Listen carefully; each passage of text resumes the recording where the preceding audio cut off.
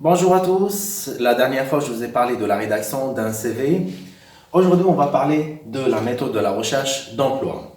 Avant tout, je vais vous exposer la méthode classique d'un chercheur d'emploi, en général sans généraliser, et on va comparer sa méthode à la méthode de recrutement des entreprises, sans parler des agences d'intérim ou des entreprises spécialisées dans le recrutement. On parle aujourd'hui juste de la méthode classique d'un recrutement et en parallèle comment un demandeur d'emploi procède à sa recherche et comment il doit procéder réellement. Tout d'abord, on va commencer par la première étape. En général, les gens vont directement aux offres sur Internet, postuler aux offres sur Internet, sur les différents sites d'emploi ou de la diffusion des offres d'emploi. Cette démarche qui représente seulement 25 à 30% des offres qui existent sur le marché de l'emploi. Et là, on est dans l'étape du marché ouvert. Donc, cette étape, on l'appelle le marché ouvert d'emploi. Pourquoi on l'appelle marché ouvert? Parce que les offres sont visibles et on peut les voir et sont accessibles pour tout le monde. Donc, en général, un demandeur d'emploi, quand il fait sa recherche d'emploi, il va directement sur les sites internet de recherche d'offres d'emploi, il commence à postuler. C'est la première étape. Après un moment, lorsque le demandeur d'emploi ou le candidat ne reçoit pas de réponse, il va commencer à accélérer le processus de recherche d'emploi. Il va commencer par la prospection d'entreprise, sauf que beaucoup de personnes n'utilisent pas cette méthode qui est très très importante, ou plutôt cette étape qui s'appelle la prospection d'entreprise. Que veut dire la prospection d'entreprise?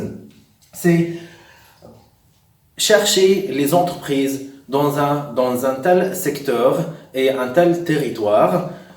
Par exemple, on prend un exemple, quelqu'un qui cherche un emploi dans l'industrie, il va chercher toutes les entreprises dans ce domaine-là ou dans le domaine médical, la mécanique, l'architecture, l'informatique, peu importe. On va chercher les entreprises dans ce secteur et on va contacter directement les entreprises par téléphone et par mail. Première étape, on peut envoyer un CV par mail ou aller sur leur site internet, il y a toujours l'onglet recrutement. On fait l'application de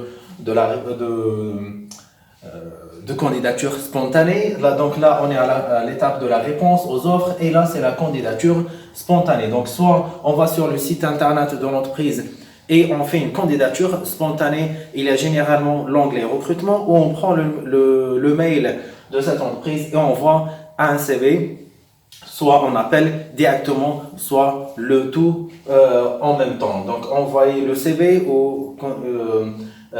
sur le site internet ou par mail, puis on appelle directement en demandant j'ai envoyé un CV, est-ce que vous l'avez bien reçu? J'aimerais bien savoir si je vais avoir un entretien et on insiste d'avoir un entretien.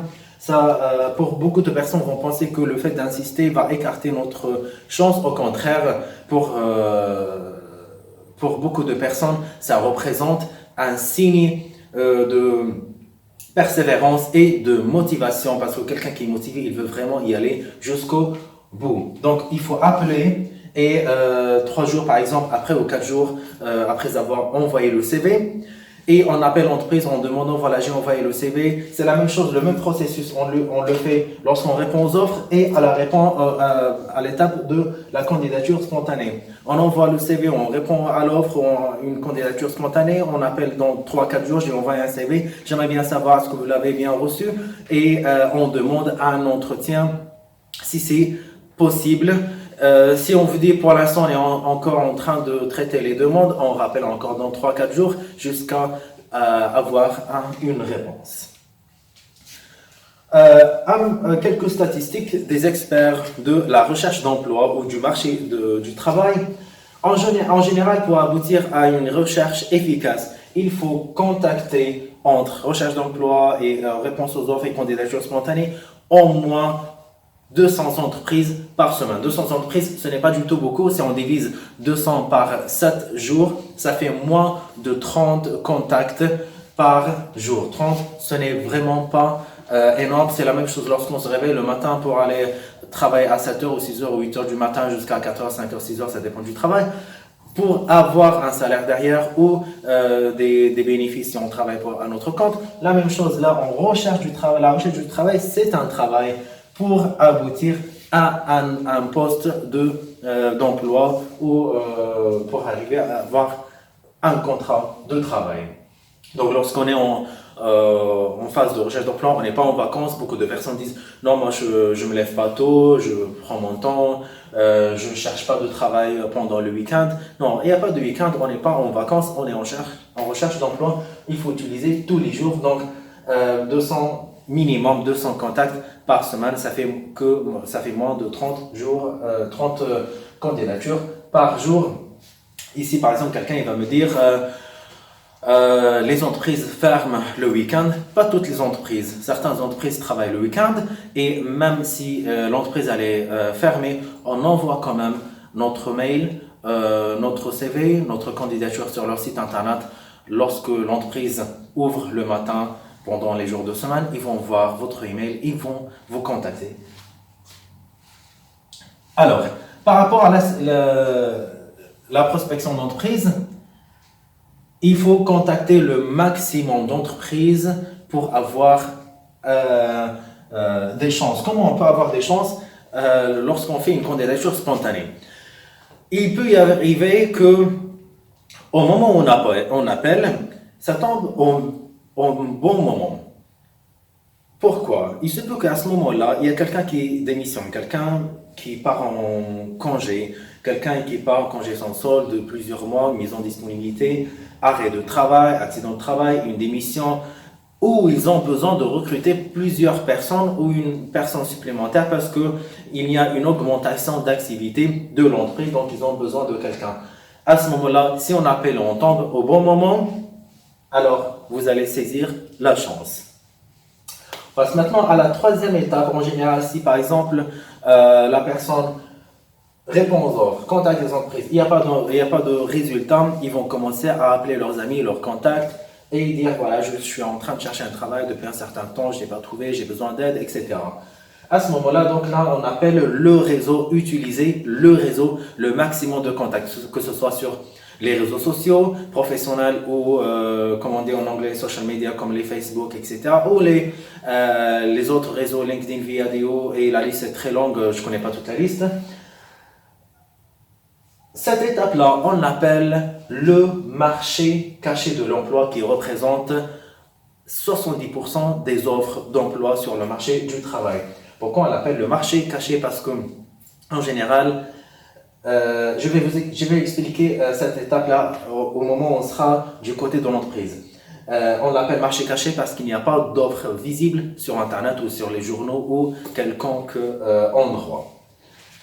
Et c'est l'étape la plus importante, beaucoup la négligent, sauf que elle est la plus importante dans la recherche d'emploi. Je récapitule rapidement. En général, un demandeur d'emploi commence par la réponse aux offres qui ne représentent que 25 à 30% du marché du travail. Puis, il y a la prospection d'entreprise, c'est ce qu'on appelle aussi la candidature spontanée, contacter les entreprises par téléphone, par mail et envoyer une candidature sur leur site internet sur l'onglet carrière ou recrutement, carrière c'est en anglais, recrutement ou voilà. Et puis la dernière étape, c'est l'utilisation du réseau qui représente plus de 70% du marché du travail et on l'appelle le marché caché parce que les offres ne sont pas visibles. Maintenant, on va passer du côté de l'entreprise pour comprendre comment fonctionne le recrutement. Donc là, c'était 1, 2, 3, réponse aux offres, candidature spontanée, prospection d'entreprise et la troisième étape, l'utilisation du réseau du côté du candidat ou le chercheur d'emploi. Du côté de l'entreprise, c'est l'inverse. Et espérons que vous allez maintenant, désormais à partir d'aujourd'hui, lorsque vous allez voir cette vidéo et la partager avec tous vos contacts Là, j'espère que vous allez suivre la deuxième équation 1, 2, 3 de l'entreprise et non pas 3, 2, 1. En général, comment fonctionne dans l'entreprise lorsque, à ce moment-là, il va falloir vous mettre à la place d'un employeur. Imaginez, c'est vous l'employeur. Vous avez une entreprise il y a quelqu'un qui part, quelqu'un qui démissionne, quelqu'un que vous virez pour quelconque raison, ou vous avez besoin de plus d'employés. Qu'est-ce que vous allez faire? Vous n'avez pas beaucoup de temps. Vous allez vous adresser à vos employés qui connaissent eux-mêmes le travail plus que quelqu'un d'autre. Alors, vous allez leur dire, j'ai besoin de quelqu'un. Est-ce que vous connaissez quelqu'un dans votre entourage pour occuper ce poste? Les employés vont commencer à contacter leurs amis, leurs voisins, leurs cousins, frères, etc. Là, donc, c'est pour gagner du temps, parce que dans le monde du travail de l'entreprise, le temps égale l'argent. Dans beaucoup de situations, ils trouvent rapidement quelqu'un parce que toute personne connaisse, tout le monde connaît d'autres personnes. Donc, on vit dans une société de réseaux. En général, ils trouvent rapidement quelqu'un. Supposons les employés ou l'entreprise ou l'employeur n'a pas trouvé quelqu'un qui occupe ce poste. Qu'est-ce qui va se passer? Ils vont passer à ce qu'on appelle la banque de CV. En général, lorsque vous envoyez une candidature spontanée, qu'est-ce qui se passe? L'entreprise reçoit votre CV, ils vont le garder dans un fichier ou un dossier qu'on appelle la banque de CV, que ce soit sur ordinateur ou sur un dossier papier. À ce moment-là, donc, si l'employeur n'a pas trouvé dans son entourage rapidement quelqu'un, ils vont passer au tri pour voir les CV s'il y a une candidature qui correspond au profil.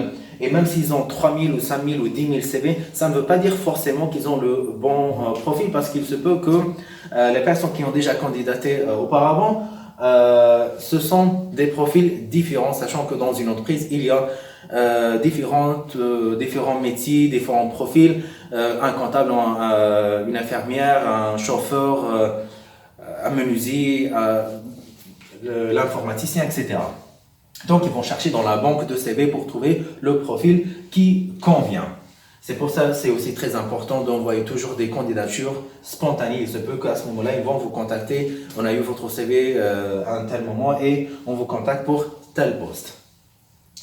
Dans le cas où ils ne vont pas trouver le profil qui convient ou qui correspond, c'est à la troisième étape, après un certain temps, qu'ils vont diffuser l'offre, ce qu'on appelle la diffusion des offres sur Internet ou sur des différentes plateformes, pour que ça apparaisse pour les gens, et on appelle ça le marché ouvert, parce que ça devient à ce moment-là visible, et à ce moment, vous pouvez candidater, sachant que si vous utilisez votre réseau, vous avez moins de concurrence. En passant à l'étape de la candidature spontanée, quand ils vont puiser dans la banque de CV, il y a plus de concurrence, parce qu'il y a beaucoup de CV qui sont reçus tout au long de l'année. Lorsque l'offre est diffusée, il y a des millions ou des milliers de personnes qui vont répondre à cette offre-là, et donc là, la concurrence ou la compétition va augmenter. C'est pour ça, lors de la dernière vidéo, quand j'ai parlé du CV, j'avais bien dit que votre CV doit se distinguer des autres, parce qu'il y a beaucoup de concurrence. Donc là, j'espère que vous avez compris. J'ai essayé de ne pas faire très long cette explication. Je vais la récapituler rapidement. En général, un demandeur d'emploi ou un candidat, quand il va commencer sa recherche d'emploi, il va commencer par la première étape, la réponse aux offres, qui correspond pour l'entreprise la dernière étape lorsqu'il diffuse une offre. Et à ce moment-là, il y a beaucoup de compétition, de concurrence. Après, il va passer à la prospection d'entreprise, contacter les entreprises, envoyer des emails, etc.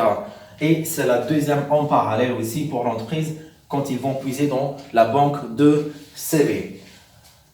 La troisième étape, pour la majorité des gens sont généralisés, c'est contacter leurs connaissances, leurs amis, utiliser le réseau, et ça correspond à 70% du marché du travail. On l'appelle le marché caché de l'emploi, parce qu'on ne voit pas les offres. Sauf que ça correspond à la première étape de l'entreprise lorsqu'ils veulent combler un manque dans leur entreprise.